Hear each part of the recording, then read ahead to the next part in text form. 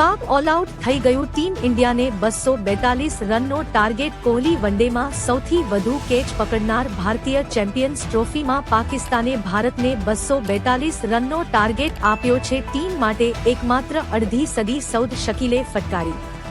તેણે 62 રન બનાવ્યા અને કેપ્ટન મોહમ્મદ રિઝવાન 46 સાથે 104 રનની ભાગીદારી કરી। ઓપનર બાબર આઝમ 23 રન અને ઇમામુલ હક 10 રન સારી શરૂઆત આપવામાં નિષ્ફળ ગયા। ભારતીય સ્પિનરો સામે લોઅર મિડલ ઓર્ડર પર નિષ્ફળ ગયો। ટીમ યા તરફથી કવદિયા પાદતે 2 નિદેર વિધી સુમારે દાઈ। ઇન્ડિયા તરફથી કુલદીપ યાદવે 3 વિકેટ લીધી જ્યારે હાર્દિક પંડ્યાએ 2 વિકેટ લીધી।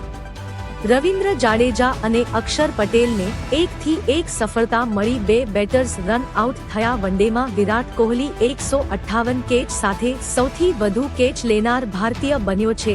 તેણે ભૂતપૂર્વ કેપ્ટન મોહમ્મદ અઝહરુદ્દીન 156 કેચ ને પાછળ છોડી દીધો છે। આ મેચમાં પાકિસ્તાનના કેપ્ટન રિઝવાને ટોસ જીતીને બેટિંગ પસંદ કરી। ભારતીય કેપ્ટન રોહિત શર્માએ કહ્યું હતું કે ટોસ બહુ મહત્વનો નથી, જો કે આ પીચ પછીથી ધીમી પડી શકે છે।